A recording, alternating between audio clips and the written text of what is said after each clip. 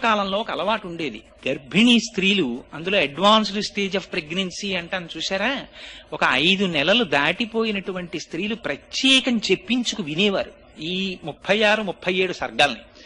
ఎందుకని అంటే అది విన్నట్టయితే దీర్ఘాయుష్మంతుడు, వీర్యవంతుడు, తేజోవంతుడు అయినటువంటి కుమారుడు జన్మిస్తాడని ఫలస్థుతి. దీర్ఘాయుష్మంతుడు లభిస్తాడు, పుత్రపౌత్రాభివృద్ధి కలుగుతుంది, స్కందలోకాన్ని పొందుతారు అని చెప్పారు. అందుకని ప్రత్యేకం చెప్పించుకునేవారు 36, 37 సర్గలకి వివరణ. సుబ్రహ్మణ్య తత్వం చాలా ఆశ్చర్యకరమైన తత్వం. ఎందుచేత అంటే మీకు మిగిలినటువంటి దేవతామూర్తులను పిలిచేటప్పుడు స్వామి అనేటటువంటి పదాన్ని అందరు మూర్తులకు ప్రత్యేకించి కలిపి మాట్లాడరు. కానీ మాట్లాడడం దోషం కాదు. రామస్వామి అనం, సాధారణంగా రామచంద్రమూర్తి అంటాం. వెంకటరమణుడు, గోవిందుడు అంటాం. గోవిందస్వామి అని అనడం తప్పు కాదు, కానీ అనం, సాధారణంగా కలపం. కానీ సుబ్రహ్మణ్యుడు అనం, సుబ్రహ్మణ్యేశ్వర స్వామి వారు అంటాం. ఆ స్వామి అన్న మాట సుబ్రహ్మణ్యేశ్వర స్వామి వారికి ప్రత్యేకం వర్తింపచేసి మాట్లాడతారు. అమరకోశం అని సంస్కృతంలో ఒక పుస్తకం ఉంది. అందులో స్వామి అనేటటువంటి మాటని అసలు ఒక్క సుబ్రహ్మణ్యేశ్వర స్వామి వారికి మాత్రమే చెప్పారు. ఎందుచేత అంటే ఆయన ఆ ధీర దేవసేన నాయక ఆ స్వామీ ప్రత్యేకించి గజముఖ అనుజ అని ఆ అమరకోశంలో ఆ స్వామి అన్న మాట సుబ్రహ్మణ్యేశ్వర స్వామి వారికి మాత్రమే ప్రత్యేకం చెందినది అని చెప్పారు. స్వామి అంటే సమస్తము తనది సొత్తుగా కలిగినటువంటి వాడు అని ఒక అర్థం. ఇప్పటికీ 7 కొండల మీద వెలిసినటువంటి వెంకటేశ్వర స్వామి వారిని సుబ్రహ్మణ్యేశ్వర స్వామి వారి యొక్క అవతారముగా కీర్తించి విశ్వసించేటటువంటి జనులు, భక్తులు చాలా మంది ఉన్నారు. ఎందుచేత అంటే వెంకటేశ్వర స్వామి అంటారంటే ఆయన విష్ణు స్వరూపం కదండి అని మీకు అనుమానం రావచ్చు. వెంకటేశ్వర స్వామి పరబ్రహ్మం, మీరు ఎలా కొలిస్తే అలా కనపడతారు ఆయన. పైగా అక్కడ కుమారధార అని ఒక ధార ఉంది. విశేషించి సుబ్రహ్మణ్యేశ్వర స్వామి వారు సాధారణంగా కొండల మీద వెలుస్తూ ఉంటారు. అక్కడ స్వామి కూడా 7 కొండల మీద ఉండడం అనేటటువంటిది ఒక ప్రత్యేకత. పైగా సుబ్రహ్మణ్యుడు కుండలినీ శక్తికి ప్రతీక. షట్చక్రముల యొక్క భేదనము జరిగిన తరువాత సహస్రారములో రమించేటటువంటి బ్రహ్మణ్య స్థితికి ఆ వెంకటేశ్వర స్వామి వారి యొక్క దర్శనం ఒక అపురూపమైనటువంటి సన్నివేశం. ఎందుచేత ఈ మాట అంటున్నానంటే, నేను ఒక చోట ఒక వ్యాఖ్యానంలో చదివాను. మనం వెంకటేశ్వర స్వామి వారి దర్శనానికి వెడతాం. మిగిలినటువంటి దేవతామూర్తుల దర్శనమునకు వెళ్ళినప్పుడు కలిగేటటువంటి అనుభూతి కన్నా వెంకటేశ్వర స్వామి వారి దర్శించేటటువంటి అనుభూతి వేరు. దానికి పేరే ఆనంద నిలయం. లోపలికి వెళ్లి దర్శనం చెయ్యగానే దివ్యమైనటువంటి ఆనందమునకు లోనైపోతారు. ఎందుచేత అంటే షట్చక్రభేదనము చేసిన తరువాత సహస్రారములో పరమశివ పర్యంక నిలయైనటువంటి పార్వతీదేవి దర్శనము లేదా ఆ పరబ్రహ్మ దర్శనము ఎంత గొప్పదో వెంకటాచలపతి దర్శనం అంత గొప్పది. అందుకని ఆ సుబ్రహ్మణ్యేశ్వర స్వామి వారి దర్శనమే వెంకటేశ్వర దర్శనముగా కీర్తించి పిలిచేవాళ్ళు ఉన్నారు. ఆయనకి కుమార అని పేరు. కుమారాయే బాల, అందుకని బాలాజీ అంటే కుమారస్వామి అని పిలిచేటటువంటి వాళ్ళు, కుమారస్వామిగా ఆరాధించేటటువంటి వాళ్ళు అనేక మంది భక్తులు ఉన్నారు. అయితే సుబ్రహ్మణ్యేశ్వర స్వామి వారి అవతారం చాలా ఆశ్చర్యకరమైనటువంటి అవతారం. మీకు ఆయన ఎంత ముగ్ధమోహనమైనటువంటి స్వరూపం అంటే, సాధారణంగా సుబ్రహ్మణ్యేశ్వర స్వామి వారి యొక్క చిత్తరువుని ఎవరైనా ఇలా చూశారనుకోండి, ఆయన మూర్తిని ముద్దులు మూట కట్టేస్తున్నాడండి అంటారు. ఎంత అందంగా ఉంటాడంటే ముమ్మూర్తుల వాళ్ళ అమ్మగారి పోలిక. అంటే మరో మాటలో చెప్పాలి అంటే పార్వతీదేవి పోలిక. అంత అందంగా ఉంటాడు ఆయన. మహానుభావుడు ఆ విభూతి రేఖలు పెట్టుకుని, ఆ కుంకుమ పెట్టుకుని, ఆ చేతిలో శక్తి శూలాన్ని పట్టుకుని నిలబడితే ఆ వల్లీ దేవసేన సహిత సుబ్రహ్మణ్యేశ్వర స్వామి వారి దర్శనము చేసినంత మాత్రం చేత మనస్సు లయమైపోతుంది. అయితే అనేకమైనటువంటి దేవతాంశములు జన్మించాయి. కానీ వీటికి లేనటువంటి చిత్రం అంతా సుబ్రహ్మణ్యేశ్వర స్వామి వారి అవతారం దగ్గర వచ్చింది. ఎందుచేత అంటే మీరు ఏ గ్రంథం తీసుకోండి, పవిత్ర గ్రంథం శ్రీమద్ రామాయణం తీసుకోండి, బాలకాండలో సుబ్రహ్మణ్యేశ్వర స్వామి వారి అవతారం చెప్తారు. భారతం తీసుకోండి, సుబ్రహ్మణ్యేశ్వర స్వామి వారి గురించి చెప్తారు. వామన పురాణం తీసుకోండి, సుబ్రహ్మణ్యేశ్వర స్వామి వారి గురించి చెప్తారు. స్కాంద పురాణం కేవలం సుబ్రహ్మణ్యేశ్వర స్వామి వారి పేరు మీద వచ్చింది. అది పురాణాలన్నింటిలోకి పెద్ద పురాణం. ఎవరైనా సుబ్రహ్మణ్యేశ్వర స్వామి వారి గురించి చెప్తారు. ఇంకా చిత్రం ఏమిటంటే అసలు శ్రీమద్ రామాయణాన్ని రచించినటువంటి వాల్మీకి మహర్షికి ఒక గొప్ప అలవాటు. ఆయన ఏ సర్గకి ఫలశ్రుతి చెప్పరు. ఈ సర్గ చదివితే ఇదిగో ఇది వస్తుంది అని ఎక్కడా ఉండదు. మీకు అంత శక్తివంతమైన సుందరకాండకి ఫలశ్రుతి చెప్పలా వాల్మీకి మహర్షి.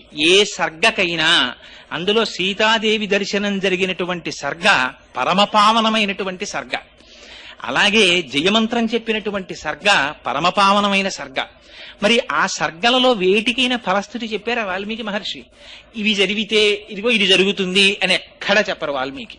అంతటి వాల్మీకి బాలకాండలో సుబ్రహ్మణ్యేశ్వర స్వామి వారి అవతార ఘట్టం దగ్గరికి వచ్చేటప్పటికే ఫలశ్రుతి చెప్పారు. గంగావతరణానికి ఫలశ్రుతి చెప్పారు. కొన్ని సర్గలకి మాత్రమే వేళ్ల మీద లెక్క పెట్టచ్చు, వాటికే చెప్పారు ఫలశ్రుతి. అలా ఫలశ్రుతి చెప్పబడినటువంటి పరమపావనమైనటువంటి గాథ సుబ్రహ్మణ్యేశ్వర స్వామి వారి అవతారం. అయితే అసలు ఆ అవతారం రావలసిన అవసరం ఏమిటి, ఎందుకు వచ్చింది అంటే దానికి కొంచెం శివమహాపురాణంలో ప్రవేశించవలసిన అవసరం ఉంటుంది. ఎందుచేత అంటే నేను ఇందాక మీకు మనవి చేసినట్టు అనేకమైనటువంటి గ్రంథాల్లో కుమార సంభవం గురించి సుబ్రహ్మణ్యేశ్వర స్వామి వారి యొక్క అవతార విశేషాలని గురించి వర్ణన చేశారు. కొద్ది కొద్దిగా మార్పులుంటాయి. అయితే విశేషించి రామాయణం బాలకాండలో చెప్పబడినటువంటి కుమార సంభవం సుబ్రహ్మణ్యేశ్వర స్వామి వారి అవతారం గురించి పూర్వకాలంలో ఒక అలవాటు ఉండేది. గర్భిణీ స్త్రీలు, అందులో అడ్వాన్స్డ్ స్టేజ్ ఆఫ్ ప్రెగ్నెన్సీ అంటాను చూసారా, ఒక 5 నెలలు దాటిపోయినటువంటి స్త్రీలు ప్రత్యేకం చెప్పించుకు వినేవారు ఈ 36, 37 సర్గాల్ని. ఎందుకని అంటే అది విన్నట్టయితే దీర్ఘాయుష్మంతుడు, వీర్యవంతుడు, తేజోవంతుడు అయినటువంటి కుమారుడు జన్మిస్తాడని ఫలశ్రుతి. దీర్ఘాయుష్మంతుడు లభిస్తాడు, పుత్రపౌత్రాభివృద్ధి కలుగుతుంది, స్కందలోకాన్ని పొందుతారు అని చెప్పారు. అందుకని ప్రత్యేకం చెప్పించుకునేవారు 36, 37 సర్గలకి వివరణ. అయితే అసలు సుబ్రహ్మణ్యేశ్వర స్వామి వారి అవతారం రావడానికి కావలసినటువంటి కారణాలని వాల్మీకి రామాయణంలో విశేషంగా వర్ణించలేదు. వర్ణించినది శివమహాపురాణంలో వర్ణించారు. అందుకని శివమహాపురాణంలోంచి క్లుప్తంగా మీకు ఆ కారణాన్ని వివరిస్తాను. పూర్వకాలంలో కశ్యప ప్రజాపతి దక్ష ప్రజాపతికి ఉన్నటువంటి 27 కుమార్తెలలో కొంతమంది కుమార్తెల్ని కశ్యప ప్రజాపతి వివాహం చేసుకున్నారు. ఆ చేసుకున్న వారిలో ఒకరి పేరు దితి. దితి అంటే ద్వైతాన్ని చూస్తుంది. రెండున్నాయని చూస్తూ ఉండడం అజ్ఞానం. ఆ ద్వైతాన్ని చూడడం దితి. ఆ దితి కశ్యప ప్రజాపతికి ఒక భార్య. దితి ద్వైతాన్ని చూస్తుంది కాబట్టి దితికి పుట్టే పిల్లలందరూ దైత్యులు, రాక్షసులు ఉంటారు. అదితి ఎప్పుడు ద్వైతం చూడదు, ఒక్కటి చూస్తూ ఉంటుంది. అందుకని అదితి సంతానం దేవతలు ఉంటారు. దితికి హిరణ్యకశిపులు జన్మించారు. నృసింహావతారంలో శ్రీ మహావిష్ణువు వాళ్ళని పరిమార్చారు. పరిమారిస్తే ఆవిడికి బాధ కలిగింది. భర్త అయినటువంటి కశ్యప ప్రజాపతిని వేడుకుంది. నాకు ఇంద్రుడితో సమానమైన బలం కలిగిన కుమారుడు, ఇంద్రుణ్ణి సంహరించగలిగిన కుమారులు కావాలి, ఏం చేయమంటారని అడిగింది. ఆయన ఒక పెద్ద వ్రతం చెప్పాడు. ఈ వ్రతం చేయి, నీకు పిల్లలు పుడతారన్నాడు. ఆవిడ వ్రతం చేసింది. సరే, రామాయణం బాలకాండలోనూ చెప్తారు, ఇతర పురాణాల్లోనూ చెప్తారు. పాపం ఆవిడ అంత వ్రతం చేసి చిన్న లోపం వచ్చింది. ఒకరోజు మధ్యాహ్నం అలిసిపోయి గడప మీద తల పట్టుకుని జుత్తు చివరి ముడి వేసుకోకుండా పడుకుంది. ఇంద్రుడు శుశ్రూష చేస్తున్నాడు. లోపల పెరుగుతున్నటువంటి కుమారులు తనని సంహరిస్తారేమోననేటటువంటి భయం చేత లోపలికి ప్రవేశించాడు. అపచారం జరిగింది కనుక తల్లి గర్భంలోకి వెళ్ళి, అదితి కుమారుడు కనుక దితి తనకి తల్లి, లోపలికి ప్రవేశించి మారుదస్యేతి గర్భం శక్రోప్యభాషత అని ఏడవకంటంటూ లోపల ఉన్న పిండాన్ని నరికేశాడు. నరికేస్తే వాళ్ళు ఏడుస్తున్నారు. తల్లికి తెలివి వచ్చింది. ఎంత పని చేశావయ్యా, పిండాన్ని నరికేశావా, పోన్లే వీళ్ళకి స్వర్గలోకంలో నీతో సమానమైన పదవులు ఇమ్మన్నారు. అంటే వాళ్ళు ఇంద్రుడి చేత నరకబడి ఏడవస్తున్నప్పుడు మారుదహ ఎడవకండి అనిపించుకున్నారు కాబట్టి వాళ్ళు మరుత్తులయ్యారు. వాళ్ళు స్వర్గలోకానికి వెళ్ళారు. అక్కడ ఇంద్రుడితో సమాన స్థాయిని అనుభవించారు. అరేరే, నాకు ఇంద్రుడితో సమానమైన పిల్లలు ఇప్పుడు పుట్టలేదని ఆవిడ క్లేశం కలిగింది. మళ్ళీ కశ్యప ప్రజాపతిని అడిగింది. మళ్ళీ కశ్యప ప్రజాపతితో వ్రతం చెప్పారు. మళ్ళీ వ్రతం చేసింది. ఈసారి బ్రహ్మాండమైన కుమారుడు కూడా జన్మించాడు. వాడి పేరు వజ్రాంగుడు. ఆయన శరీరం వజ్రం లాంటి శరీరం. ఆయనకి ఎప్పుడైతే అటువంటి శరీరం వచ్చిందో ఆ శరీర బలంతో దేవతల మీదకి దండెత్తాడు. ఇంద్రుణ్ణి పరవీభ్రష్టుణ్ణి చేసి ఇంతకు ముందు మా అమ్మకు గర్భాంతర్గతమైనటువంటి పిండాన్ని నరికాడు కనుక ఇంద్రుణ్ణి ఖైదు చేస్తానని తీసుకొచ్చి కారాగారంలో పెట్టాడు. దేవతలకి నాయకుడు లేడు. ఆ సమయంలో పాపం చతుర్ముఖ బ్రహ్మగారు బయలుదేరి కశ్యప ప్రజాపతి దగ్గరికి వచ్చి కశ్యప ప్రజాపతిని తీసుకుని వజ్రాంగుడి దగ్గరికి వెళ్ళారు. ఆయన ఇంద్రుణ్ణి ఖైదు చేసేమిట్రా, తప్పు విడిచిపెట్టమన్నారు. వీడు పరమపాపాత్ముడు, మా తల్లి యొక్క గర్భాంతర్గతమైనటువంటి పిండాన్ని నరికేశాడు, అయినా మీరు పెద్దలు వచ్చి అడిగారు కనుక విడిచిపెట్టేస్తున్నాను, నాకేం స్వర్గలోకాన్ని భోగించాలని కోరిక లేదని విడిచిపెట్టి ఆయన ఒక విచిత్రమైన కోరిక కోరాడు ఆ వజ్రాంగుడు. జరిగిపోయింది, నాకు అపారమైనటువంటి సత్వగుణము కలిగేటట్టుగా అనుగ్రహించవలసింది అన్నాడు.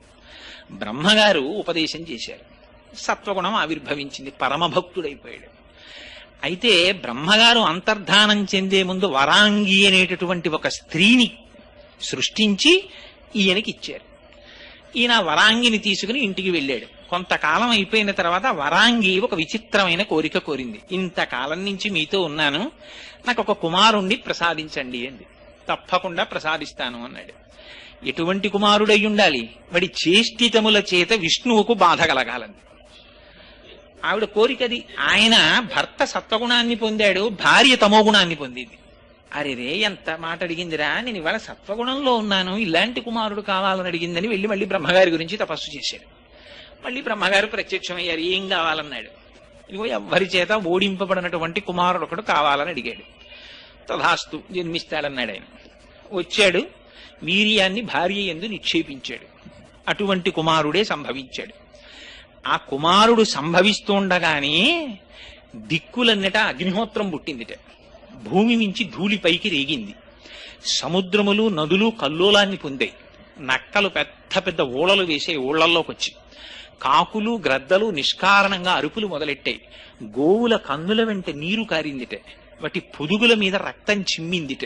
కనపడకూడనటువంటి దుశ్శకునములన్నీ కనపడ్డాయి. ఆ సమయంలో కశ్యప ప్రజాపతి వచ్చి ఆ పిల్లవాడికి తారకుడు అని నామకరణం చేశాడు.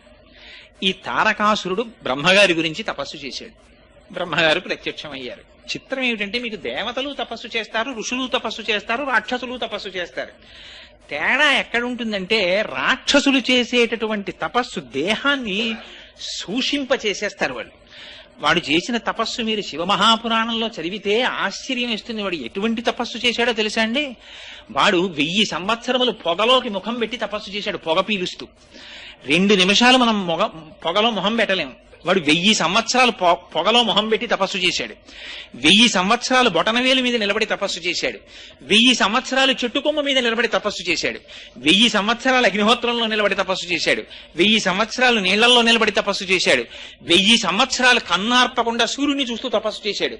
ఎంత క్లేశ పెట్టాడో చూడండి శరీరాన్ని. తప్పించిపోయాడు. బ్రహ్మగారి గురించి ప్రత్యక్షమయ్యారు చతుర్ముఖ బ్రహ్మగారు. ఏమి నీ కోరిక అన్నారు.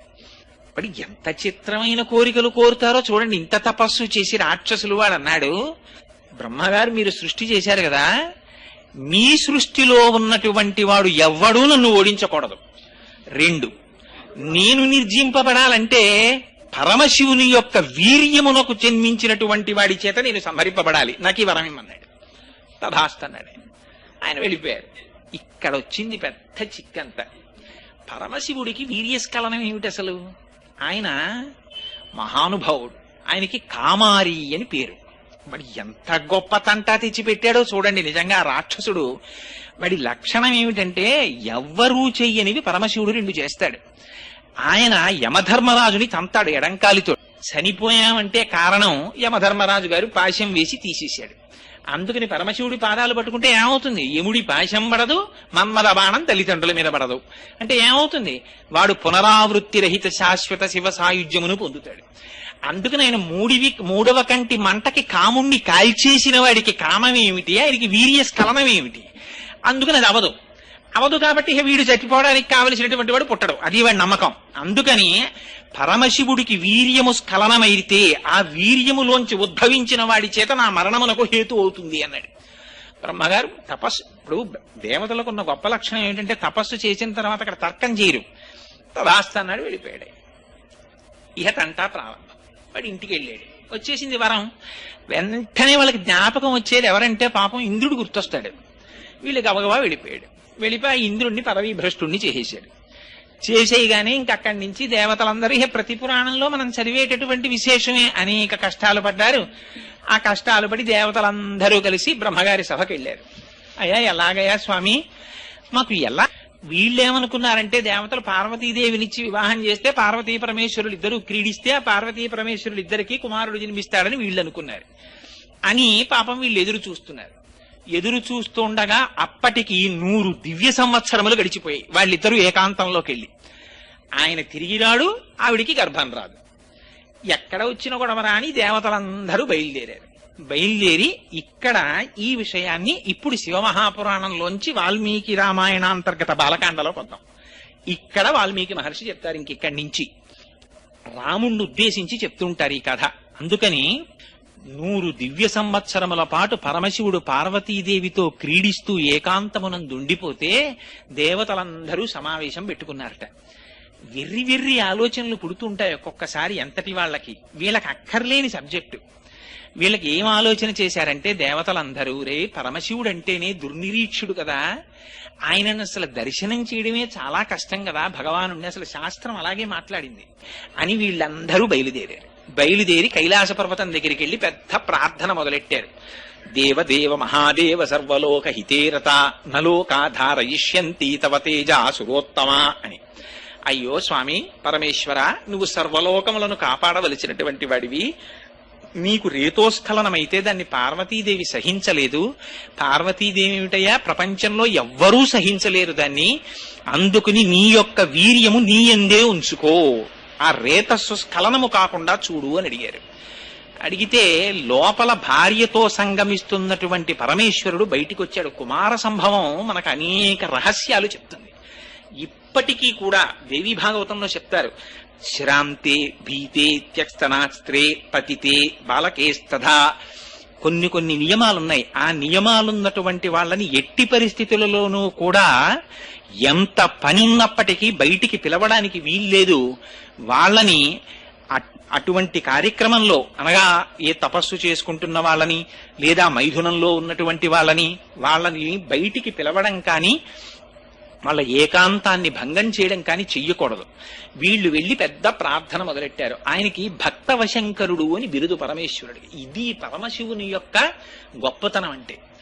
అటువంటి సమయంలో మహాయోగి అయినటువంటి పరమశివుడు భార్యా సంగమాన్ని విరమించి, అరేరే పిల్లలు ఎక్కడో పెద్ద కేకలు వేస్తున్నారు నా కోసమని, ఆయనకి బిరుదు కూడా భక్తవశంకరుడు. భక్తులు ఆర్తితో శివా అని పిలిస్తే చాలు గబగబా పరిగెత్తుకొచ్చేస్తాడు ఆయన. అందుకే భాగవతంలో పోతన గారు అంటారు, చార్తరక్షణ కళా సంరంభుడు ఆయన.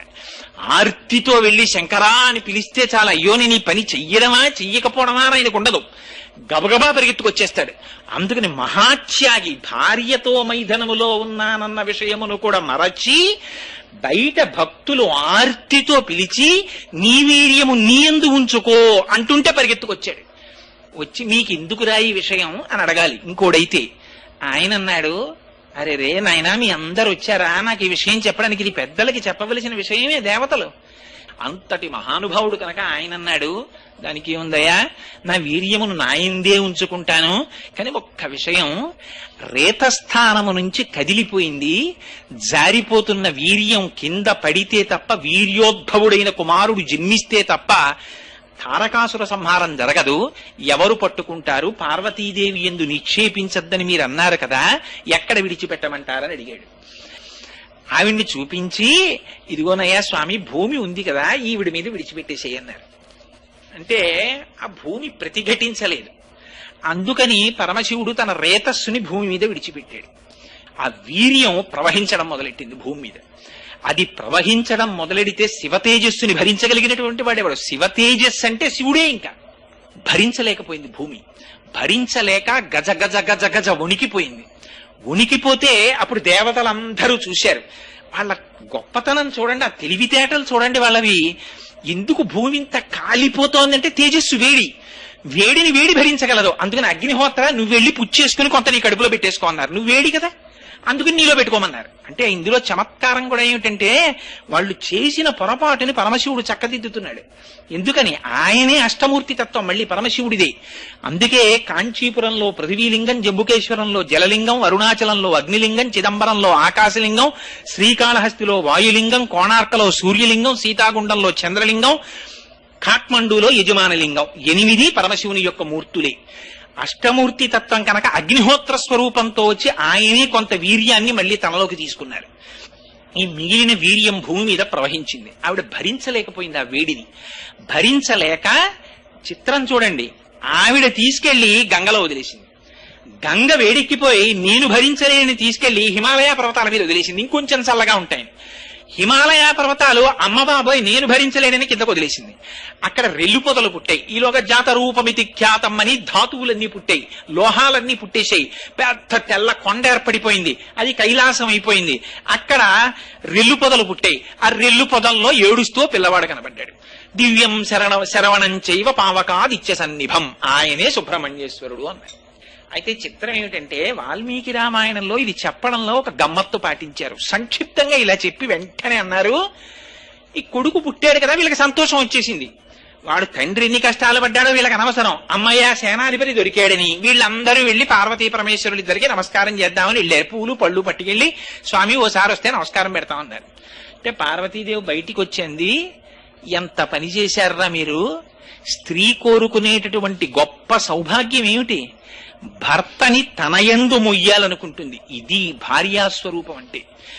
భర్త తను ఒక్క తాళి కట్టిన భార్యకి తప్ప అన్యులకు ఇవ్వకూడనటువంటి కటాక్షం తనని తన భార్య యందు నిక్షేపిస్తాడు. ఆ భార్య తన పతి యొక్క స్వరూపాన్ని తన కడుపులో పెంచి పెద్ద చేసి ప్రసవిస్తుంది తప్ప తన స్వరూపాన్ని వేరొక చోట నిక్షేపించకూడదు పురుషుడు. అందుచేత నా భర్త యొక్క స్వరూపాన్ని భరించవలసినది నేను కడుపులో, కానీ నేను భరించలేనని మీరు వీర్యస్ఖలనం చేయించారు పరమశివుడి చేత, భూమి చేత భరింపచేశారు. అందుకని మీకు నేను శాపం ఇస్తున్నాను. ఏమిటో తెలుసా? అపత్యం స్త్వేషు దారేషు, దేవతలారా మీ ఎవ్వరి భార్యలకి ఇహ సంతతి పుట్టారు. ఇక మీ యొక్క భార్యలందరూ నిస్సంతులై ఉండిపోతారు. అక్కడితో 33 కోట్ల దేవతలు ఆగిపోయారు. ఇహ ఆనాటి నుంచి ఈనాటి వరకు దేవతల సంఖ్య 33 కోట్లు. మిగిలిన ఏ అవతారంలోనూ ఈ చిత్రం లేదు. ఒక్క సుబ్రహ్మణ్యేశ్వర స్వామి వారి అవతారం దగ్గరికి వచ్చేటప్పటికి ఇంత చిత్రం జరిగింది. దేవతల సంఖ్య ఆగిపోయింది. దేవతలు అయిపోయారు. వచ్చి ప్రార్థన చేసినందుకు ముఖం తిప్పి చూసింది, భూమి కనపడింది. నేను పొందవలసినటువంటి నా పతి యొక్క తేజస్సుని నువ్వు స్వీకరించావు కాబట్టి అవనేనైక రూపత్వం బహుభార్యా భవిష్యసి. ఒక స్త్రీకి ఇంతకన్నా దారుణమైన శాపం ఇంకోటి ఉండదు. నువ్వు ఒక్కతివే, నీకు భర్తలనేకం పొమ్మంది. అందులో వావివరసలు లేకుండా ఉంటాయి. ఎందుకని? తండ్రి గారు భూమిపతే, కొడుకు గారు భూమిపతే. తండ్రి ఆ భూమికి పతే పరిపాలిస్తాడు, ఆ తండ్రికి కొడుకు మళ్ళీ భూమికి పతే. నీకు బోల్డ్ మంది భర్తలు అవతల బొమ్మంది. ఎందుకని? తన భర్త వీర్యం తను పొందకుండా చేసింది కాబట్టి అని. ఇంకొక మాట అంది, నువ్వు ఒక స్వరూపంతో ఉండవు, అనేకమైనటువంటి స్వరూపాలతో ఉంటావు. అందుకని చవిటి నేల, ఊషర క్షేత్రం, సస్యశ్యామలం, ఇన్ని రకాలుగా భూమి మారిపోయింది అని పార్వతీదేవి శపించింది. ఇక్కడ రామాయణంలో అంతవరకే చెప్పారు, కానీ శివమహాపురాణంలో ఇంకొక మాట కూడా చెప్పారు. అగ్నిహోత్రుడి వంక చూసింది, భూమి భరించలేని తేజాన్ని నువ్వు భక్షించావు కాబట్టి నువ్వు సర్వభక్షకుడు అయిపోతావు. ఇది తినచ్చా ఇది తినకూడదా అని ఉండదు. శవం దగ్గర నుంచి ప్రతిదాన్ని కాలుస్తావు మంది. ఆనాటి నుంచి ఈనాటి వరకు అగ్నిహోత్రుడు సర్వభక్షకుడు. ఇవన్నీ అమ్మవారి శాపాలు. కుమార సంభవ సమయంలో పార్వతీదేవి ఆగ్రహం చెంది ఇచ్చినటువంటి శాపాలు. ఆనాటి నుంచి ఈనాటి వరకు కుమార సంభవం ఒక నీతి నేర్పుతుంది మనకు. అత్యంత ప్రమాదకరం ఏమిటంటే భార్యా భర్తృ సమాగమ సమయమునందు వెళ్లి వారిని ఎట్టి పరిస్థితులలోనూ కూడా వారి ఏకాంతమును భంగపరచరాదు. అది పరమ పవిత్రమైనటువంటి కృత్యం. పూర్వం సృష్టి కార్యం అదొక యజ్ఞం కింద చూసేవారు పెద్దలు. సరే, దాని గురించి నేను పెద్ద చర్చ చేయదలుచుకోలేదనుకోండి. అందుచేత అమ్మవారు శపించింది. సరే, ఈ శాపములు అయిపోయిన తరువాత వీళ్ళందరూ దీనమైన ముఖాలు వేసుకున్నారు, వెళ్ళిపోయారు. పరమశివుడికి కారణమేమిటి? ఆయనకి లోక రక్షణ హేతువు కొరకు వీర్యాన్ని స్రవించాడు. కానీ అది వాళ్ళు భూమిని చూపించారు. భూమిని చూపించడంలో అరెరే రేతస్సు ఫలితాన్ని ఇవ్వలేకపోతోందని అగ్నిస్వరూపంతో కొంత తేజస్సుని దాచాడు ఆయన. వెళ్ళిపోయారు. పార్వతీ పరమేశ్వరులు ఉత్తర దిక్కుకెళ్లి తపస్సు చేసుకుంటున్నారు. తారకాసురుడి ఆగడాలు మిన్నంటిపోయాయి. వీళ్ళందరూ బ్రహ్మగారి దగ్గరికి వెళ్ళారు. వెళ్ళి, అయ్యయ్యో మహానుభావ, మేం బుద్ధి లేక పరమశివుని యొక్క రేతస్సు భూమి మీద పడేటట్టు చేశాం. ఈనాడు దేవతలకి నాయకుడు లేడు, మమ్మల్ని ఏం చెయ్యమంటావని అడిగారు. బ్రహ్మగారు, నేను అప్పుడప్పుడు చెప్తుంటానే, ఆయన కన్సల్టెంట్ ఫిజీషియన్ లాంటి వాడు. ఆయన చతుర్ముఖ బ్రహ్మగారి దగ్గరికి వెళితే ఆయన ఒక అద్భుతమైన సలహా ఇస్తాడు. అందుకని చతుర్ముఖ బ్రహ్మగారు అన్నారు, అబ్బాయి, ఇప్పుడు శివవీర్యాన్ని ధరిస్తే కదా అసలు పిల్లవాడు పుట్టడం. ఆవిడ శపించేసింది పార్వతీదేవి, అపత్యం స్వేషు దారేషు, దేవతల భార్యలు ఎవ్వరికీ పిల్లలు పుట్టరు. కాబట్టి ఇప్పుడు భరించేవాళ్ళు ఎవరు? పైగా మీకెవరికైనా ధైర్యం ఉందా? పోనీ ఇప్పుడు మళ్ళీ శివవీర్యాన్ని భరించేటటువంటి ఉద్దేశం ఏ స్త్రీకైనా ఉందా? అంటే ఎవరొస్తారు మళ్ళీ అమ్మవారికి తెలిస్తే? అందుకని ఎవరూ రారు. కాబట్టి ఎవరైతే ఆవిడ ఒప్పుకుంటుంది, తనకి తోడ పుట్టిందో ఒక ఆవిడుంది. ఎవరు? హిమవంతుని యొక్క పెద్ద కూతురు గంగాదేవి. తన అక్కగారే కాబట్టి బహుశః గంగాదేవి స్వీకరిస్తే ఆవిడికి కోపం రాకపోవచ్చు. అందుకని గంగలో శివవీర్యాన్ని విడిచిపెట్టండి. ఎక్కడుంది ఇంకా శివవీర్యం? అగ్నిహోత్రుడి దగ్గర ఉంది. ఆయన భూమి భరించలేనప్పుడు కొంత స్వీకరించాడు కాబట్టి అగ్నిహోత్రుడు అష్టమూర్తి తత్వంలో పరమశివుడే. అందుకని తీసుకువెళ్లి అక్కడ విడిచిపెట్టు గంగలో అన్నారు. అంటే ఎంత జాగ్రత్త చూపించారో చూడండి. అందుకే కుమార సంభవం వింటే అటువంటి కుమారులు కలుగుతారనడానికి కారణం అది. ఈయన వెళ్ళి ప్రార్థన చేశాడు అగ్నిహోత్రుడు. అమ్మా గంగా, దేవతలందరూ కోరుతున్నారు, పరమశివుని యొక్క రేతస్సు నా యందు ఉన్నది, దాన్ని నీ యందు విడిచిపెడతాను, నువ్వు అనుగ్రహించవలసింది అన్నాడు. అంటే తస్య తత్వచనం శ్రుత్వా, ఆ మాటలు విని ఆవిడ ప్రీతి పొందిందిట. ప్రీతి పొంది దివ్యం రూపమధారయత్, చక్కనైన రూపాన్ని పొందిందిట. అగ్నిహోత్రుడు సమాగమించాడు గంగాదేవితోటి. సమాగమించి శివుని యొక్క రేతస్సుని గంగలోకి ప్రవేశపెట్టాడు. ప్రవేశపెడితే అక్కడ ఎంత గొప్ప మాటలు వాడారో తెలుసా అండి? సర్వావయవముల యందు తృప్తిని పొందిందిట గంగ. పూర్ణాయుర్దాయము కలిగిన వాడు, గొప్ప తేజస్వి, వీర్యవంతుడు, తెలివైన వాడు, ఇటువంటి కుమారుడు జన్మించాలంటే ఆనుకూల్యము భార్య యందుండి ఆరోగ్యవంతురాలై సమాగమనముకు సిద్ధపడి పరమ ప్రీతిపాత్రులైనటువంటి దేవతామూర్తుల దర్శనం చేస్తూ ఉండగా అటువంటి విషయాలు మనస్సులో నింపుకొని భార్య యందు సమాగమించినటువంటి వాళ్ళకి అపారమైన తేజోవంతులైన కుమారులు జన్మిస్తారు. ఇది కుమార సంభవం చెప్పేటటువంటి రహస్యం, నా సొంతంగా చెప్తున్నది కాదు. అంతేకాని ఏదో తొండని గద్దెత్తుకుపోతున్న ఫోటోలు ఇలాంటివి బెడ్రూముల్లో పెట్టుకుంటే అలాంటి కీచక ప్రవృత్తున్న పిల్లలే పుడతారు. అందుకని బెడ్రూముల్లో ఎలాంటి ఫోటోలు పెట్టుకోవాలో కూడా కుమార సంభవం చెప్పేసింది. అందుకని దివ్యం రూపమధారయత్, ఆవిడ దివ్యమైన రూపాన్ని పొందింది. ఆ తేజస్సుని విడిచిపెట్టాడు గంగలోకి. ఆ గంగలోకి విడిచిపెడితే గంగ భరించింది కానీ ఆ గంగ తీసుకుని వెళ్లేటప్పుడు అపారమైన ఉడుకుదనం ప్రసరించింది. శివ తేజస్సుని భరించలేక ఆ తేజస్సు కొంతవరకు వచ్చిన తరువాత భరించలేక దాన్ని తీసుకుని వెళ్లి హిమాలయ పర్వత శిఖరముల దగ్గర విడిచిపెట్టేసింది. ఆ హిమాలయ పర్వత శిఖరముల దగ్గర విడిచిపెట్టినప్పుడు ఒక ఆశ్చర్యకరమైనటువంటి సంఘటన జరిగింది. ఏమిటా ఆశ్చర్యకరమైన సంఘటన అంటే, అందులో ఉండేటటువంటి శోణితము చేత బంగారము, వెండి పుట్టేట. ఇవాళ మనం వాడుకుంటున్న లోహాలన్నీ ఎక్కడి నుంచి వచ్చాయో తెలుసా అండి? పరమశివ వీర్యంలోంచి వచ్చాయి. అందులో ఉన్నటువంటి శోణితము బంగారము, వెండిగా మారిపోయింది. అందులో ఉన్న క్షారము రాగి, ఇనుముగా మారిపోయింది. అందులో ఉన్న మలము సీసము, తగరముగా మారిపోయింది. అందుకే మళ్ళీ ఇవన్నీ తిరిగిపోతే ఆయుర్వేదంలో అందుకే పాదరసాన్ని శివవీర్యం కింద చెప్తారు. ఇవి మళ్ళీ ఇవన్నీ వెళ్ళి ఈ సీసము తగరములో కరిగిపోతుంది, తగరము రాగిలో కరిగిపోతుంది, రాగి వెండిలో కరిగిపోతుంది, వెండి బంగారంలో కరిగిపోతుంది, బంగారాన్ని పాదరసం తినేస్తుంది.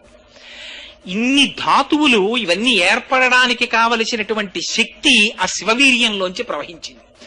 బ్రహ్మాండమైనటువంటి వెండి కొండ ఏర్పడిపోయింది. అల్లు పొదలు పుట్టాయి. ఆ రెల్లు పొదల్లోంచి ఒక పిల్లవాడు జన్మించాడు. ఆ పిల్లవాడే శరవణభవుడని పిలిచారు. అవి నిజానికి బీజాక్షరాలు. ఆయనది షడక్షరి మహామంత్రం సుబ్రహ్మణ్యేశ్వర స్వామి వారిది. అవే శరవణ భవ. ఆయనకి శరవణ భవ అన్నది బీజాక్షర సంయుక్తమైన నామం. సుబ్రహ్మణ్యేశ్వర ఎందుకు వచ్చింది అంటే సు అంటే శుద్ధమైన బ్రహ్మణ్య స్వరూపమైనది.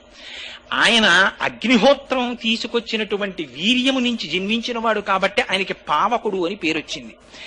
ఇలా జన్మించినటువంటి పిల్లవాడికి పాలిచ్చేవాళ్ళు కావాలి కదా శిశువుకి, ఎవరిస్తారు పాలు? అందుకని వీళ్ళు గబగబా చూశారు దేవతలందరూ, ఎవరిని పిలవాలనుకున్నారు. కృత్తికలు కనపడ్డాయి. కృత్తికలంటే ఆ 6 కృత్తికలు నక్షత్రములు ఆకాశ మార్గంలో ఉంటాయి. వాటి వలన ఆధ్యాత్మిక శక్తి వస్తుంది. ఆ కృత్తికల్ని పిలిచి పాలిమ్మన్నారు. వాళ్ళన్నారు, అలాగేనయ్యా మేము పాలిస్తాం, కానీ ఎక్కడో పుట్టిన పిల్లవాడికి మేమెందుకు ఇస్తాం పాలు? పుట్టినవాడు సామాన్యుడా, శివకుమారుడు. అటువంటి పిల్లవాడికి తల్లన్న పేరు మాకు రావాలి మేము పాలిస్తే. అందుకని మా పిల్లవాడన ఆయనకి పేరు పెడితే మేము ఆయనకి పాలిస్తాం అన్నారు. ఆ పిల్లవాడు బతికి బట్ట కట్టి దేవసేనకి నాయకుడైతే కానీ తారకాసురుడు సంహరింపబడ్డావు. అలాగే తప్పకుండా పిలుస్తాం, మీరు పాలివ్వండి అన్నారు. కృత్తికలు 6 పాలిస్తుంటే 6 ముఖములతో తాగాడు కాబట్టి ఆయన షడాననుడు అయ్యాడు, షణ్ముఖుడు అయ్యాడు. 6 ముఖములతో పాలు కృత్తికల దగ్గర తాగాడు కాబట్టి కార్తికేయుడయ్యాడు. గంగాదేవి యొక్క గర్భము స్రవిస్తే పుట్టినవాడు కాబట్టి స్కందుడయ్యాడు. ఇన్ని పేర్లతో ఒక్కసారి జన్మించాడు ఆయన. జన్మిస్తే సూర్యునకు ఎదురు నిలిచినటువంటి సూర్యుడా అన్నంత తేజస్సుతో వెలిగిపోతున్నాడు ఆయన. ఆ వెలిగిపోతున్నటువంటి సమయంలో ఈ దేవతలందరూ పరమ ప్రీతిని చెందారు. అమ్మయ్య, ఇటువంటి పిల్లవాడు జన్మించాడరా, ఇంకా మన కష్టాలన్నీ గట్టెక్కిపోయాయి అనుకున్నారు. ఈ సుబ్రహ్మణ్యేశ్వర స్వామి వారు జన్మించినటువంటి ఈ కథని ఎవరు వింటున్నారో వాళ్ళకి సామాన్యమైనటువంటి ఫలస్థుతి కాదు. ఇది విన్న వాళ్ళకి ఆయుష్మాన్ పుత్రపౌత్రశ్చ స్కంద సాలోక్యతాం వ్రజేత్ అన్నారు. భక్తిశ్చయ కార్తికేయో కాకుచ్చ భువిమానవ. ఈ భూలోకంలో ఎవరైనా కూర్చుని సుబ్రహ్మణ్యేశ్వర స్వామి వారు జన్మించినటువంటి కథని శ్రద్ధాభక్తులతో విన్నంత మాత్రం చేత వాళ్ళకి అకాల మరణము ఉంటే జాతకంలో అది ఆ దోషము పోయి వాళ్ళకి దీర్ఘాయుర్దాయం కలుగుతుంది. గర్భిణీ స్త్రీలు వింటే దీర్ఘాయుష్మంతుడు, వీర్యవంతుడు, తేజోవంతుడైన కుమారుడు జన్మిస్తాడు. సరికదా వంశం నిలబడుతుంది. నిలబడి ఇంతకు ముందు పుత్ర సంతానము ఉండకూడదని జాతకంలో ఉంటే సుబ్రహ్మణ్యేశ్వర స్వామి వారి యొక్క జననమును వింటే వాళ్ళకి కొడుకులు పుడతారు. అందుకని చిట్ట చివర స్కందలోకాన్ని పొందుతారు. స్కందసాలోక్యతాం వ్రజేత్ అని ఫలస్థుతి చెప్పాడు.